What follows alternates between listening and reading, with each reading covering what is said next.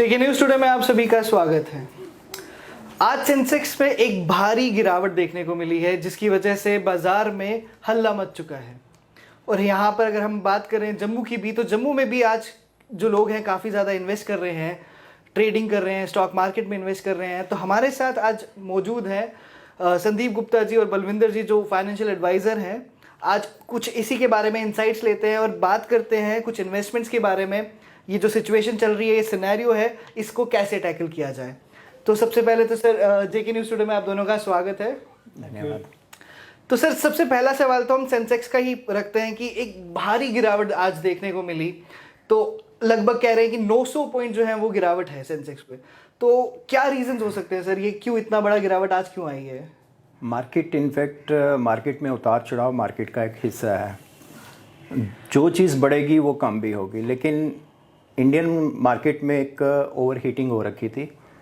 Investors wait कर रहे थे एक राइट टाइम अपॉर्चुनिटी के लिए कि एक करेक्शन ड्यू थी, लॉन्ग टर्म करेक्शन ड्यू थी, उसको एक बहाना चाहिए था। तो ये जो इजराइल हमास का कॉन्फ्लिक्ट चल रहा है, उसका एक असर पड़ा है मार्केट पे। और उसके साथ ही आज सुबह की ओपनिंग में एशियन मार्केट्स वीक चल रही थी, जो ग्लोबल क्लूज के उसका सारा इम्पैक्ट हुआ और इसी के कारण मार्केट में मॉर्निंग में क्रैश आया। लेकिन मार्केट फंडामेंटली स्ट्रांग है, ऐसा कुछ नहीं है, पैनिक लाइक सिचुएशन नहीं है मार्केट में। तो सर कहते हैं कि इन्वेस्टमेंट जिन लोगों ने किया है कि काफ़ी आज की डेट में काफ़ी नुकसान हुआ होगा उनका। तो ये नुकसान को कवर अप करने में या टैकल करने में क्या चीज़ें हैं, क्या इंसाइट्स हैं जो देखनी चाहिए हमें? मार्केट में हमेशा यही एडवाइस किया जाता है कि जो मार्केट में आना चाहेंगे, ये स्टॉक मार्केट जो है लॉन्ग टर्म इन्वेस्टर्स के लिए जी। सेबी अक्सर ये कहती है कि जो डे ट्रेडर्स हैं अक्सर उनको नुकसान होता है। मार्केट में जो बने हुए हैं, तो इस लेवल पे भी कोई घबराने की ज़रूरत नहीं है। जिन्होंने हायर लेवल पे भी लिए, मार्केट विल बाउंस बैक, थोड़ी ही देर की बात है, मार्केट वापस आएगी। तो सर ये गिरावट जो है काफ़ी देर के बाद देखी गई है। तो कुछ इसमें ये रहेगा, टेम्पररी रहेगा या परमानेंटली अभी काफ़ी देर तक इतनी गिरावट रहेगी? देखिए, सॉलिडली कुछ भी नहीं कहा जा सकता। फंडामेंट्स पे अगर आते हैं तो मार्केट फंडामेंटली स्ट्रांग है। इंडिया में बहुत से फंड्स हैं, इंडिया की ग्रोथ स्टोरी इंटैक्ट है, सेंटर हमारा मजबूत है। लेकिन जो ग्लोबल क्लूज हैं और जो आने वाला समय इलेक्शन का है, तो हमारा ये मानना है कि मार्केट रेंज बाउंड रहेगी 18,500 टू द लोअर साइड और 19,800 या 700 के आसपास अपर साइड रहेगा। इसी के बीच में मार्केट के रहने की उम्मीद है। तो सर अगर इन्वेस्टमेंट की बात करें और मैं अगर देखूं कि जो जम्मू का यूथ है वो भी काफ़ी ज़्यादा अट्रैक्ट हो रहा है। पहले शायद बड़ी बड़ी मेट्रोपॉलिटन सिटीज़ में जो लोग होते थे वो इतने अवेयर होते थे, बट अब क्योंकि इंटरनेट है और आज अगर आप इंटरनेट पे भी देखो या यूट्यूब पे भी देखो, हर कोई फाइनेंशियल एडवाइज़र बन गया है, यूट्यूब वीडियोज़ निकाल रहा है। तो लोग काफ़ी अट्रैक्ट हो रहे हैं, खासकर यूथ, क्योंकि कहीं ना कहीं लोगों को लगता है कि जो ट्रेडिशनल इन्वेस्टमेंट्स होती थी, जो ट्रेडिशनल प्रैक्टिसेस होती थी, उससे ये कहीं ना कहीं बेटर है और शायद अच्छी रिटर्न्स देता है। तो इसके ऊपर आप क्या कहना चाहेंगे?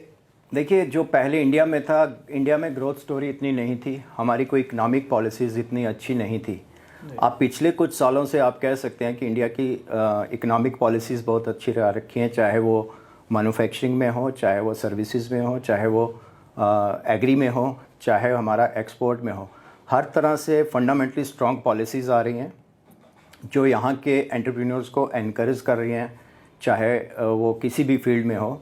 आप एग्जांपल के लिए लीजिए कि हमारा डिफेंस ही है।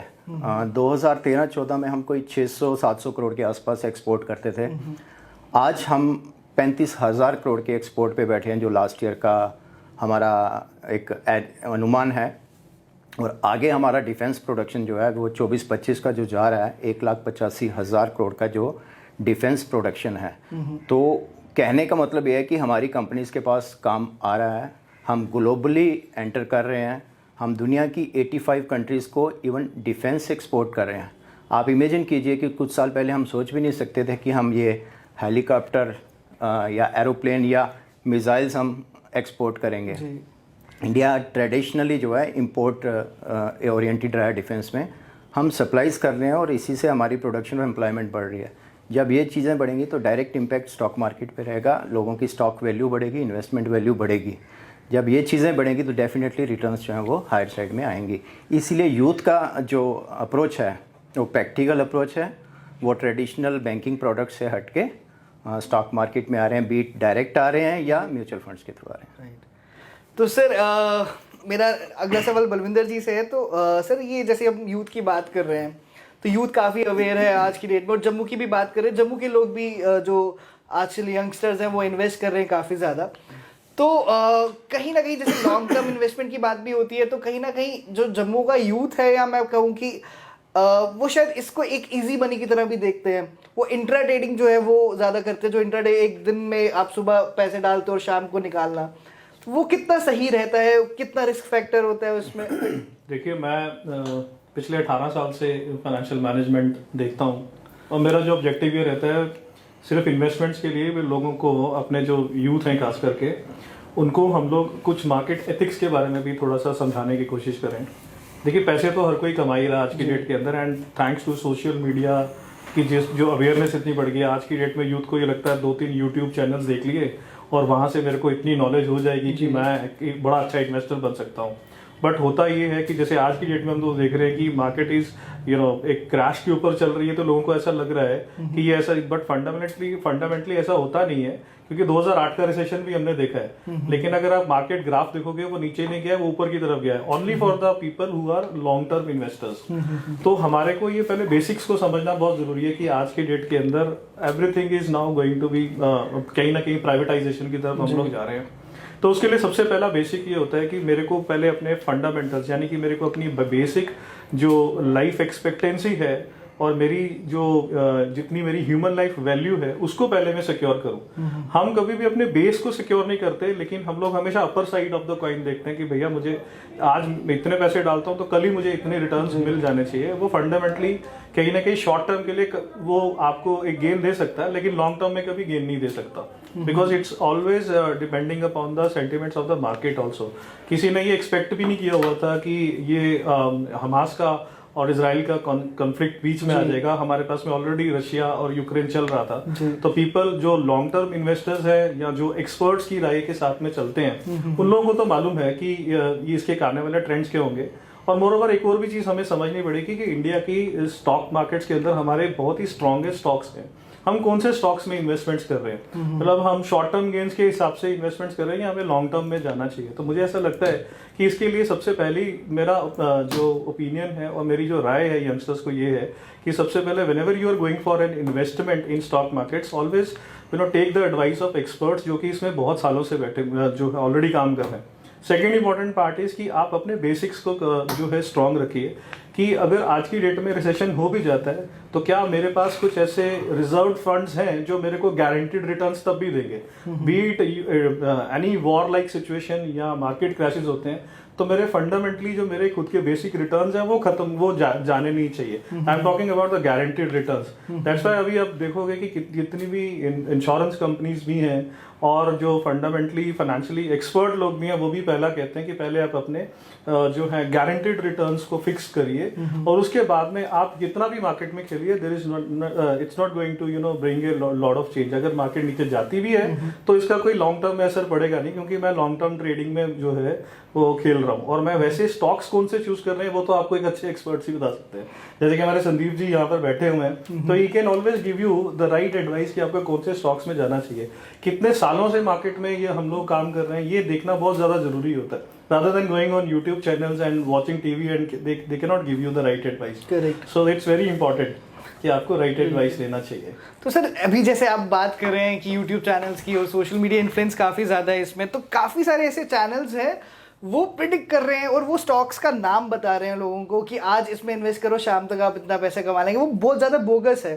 तो क्या एडवाइस देना चाहते हो आप यूथ को कि ये इन सब चीज़ों से पीछे हट के शायद एक अच्छे या जो क्वालिफाइड या एक्सपीरियंस फाइनेंशियल एडवाइजर्स हैं उनकी तरफ जाएं वो लोग?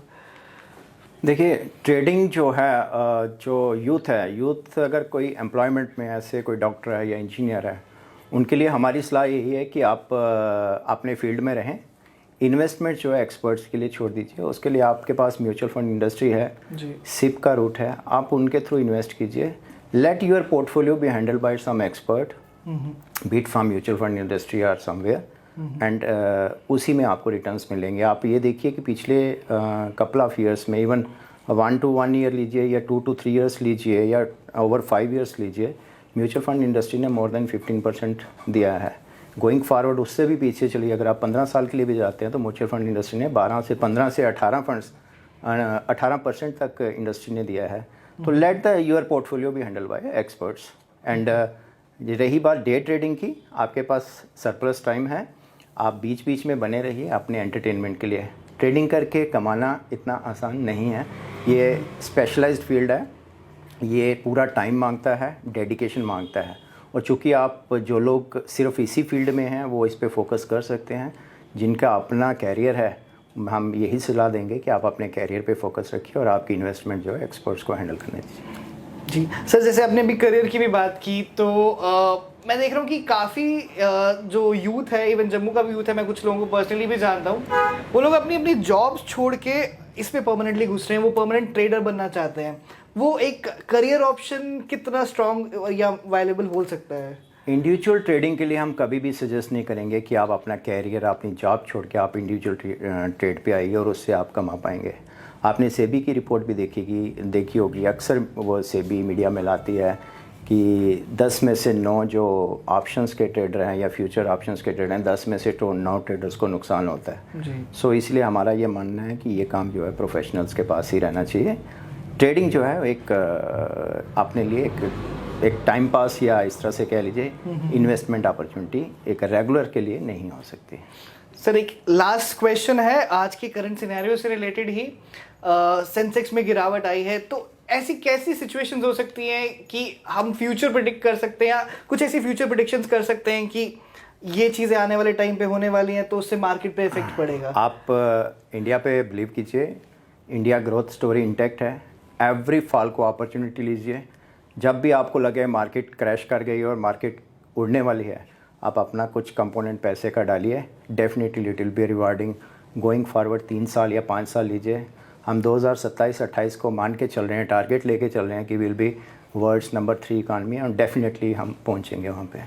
तो अगर सर जाने से पहले अगर मैं कोट करूं कि जो आज सेंसेक्स की गिरावट हुई है, इसमें जो लॉन्ग टर्म इन्वेस्टर्स हैं उनको डरने की ज़रूरत नहीं है? बिल्कुल डरने की ज़रूरत नहीं है। आज भी देखिए मार्केट सुबह जब ओपन हुई है, ग्लोबल क्लूज़ के कारण मिड कैप और स्मॉल कैप में 3 से 4% की गिरावट थी।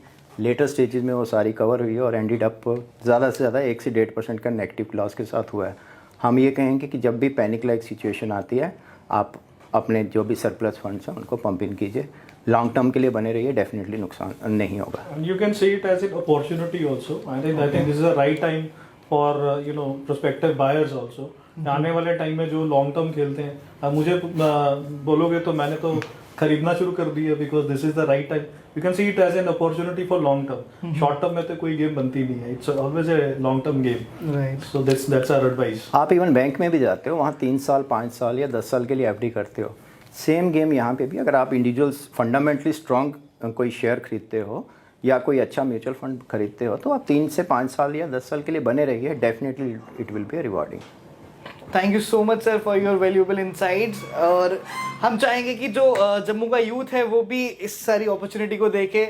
हमें डरने की ज़रूरत नहीं है। अगर आप एक लॉन्ग टर्म इन्वेस्टर हैं, आपको ज़रूर फ़ायदा होगा। और जैसे सर ने कहा कि आने वाले समय में 2027-28 में हम नंबर 3 इकॉनमी होने वाले हैं, तो आप जम के इन्वेस्टमेंट कीजिए, डरिए मत। और हाँ, जैसे सर ने कहा कि बहुत इंपॉर्टेंट है आप फाइनेंशियल एडवाइज़र जो है उसके पास जाएं जो प्रोफेशनल है और एक्सपीरियंस्ड है। देश और दुनिया की बाकी खबरों के लिए आप देखते रहिए JK न्यूज़ टुडे।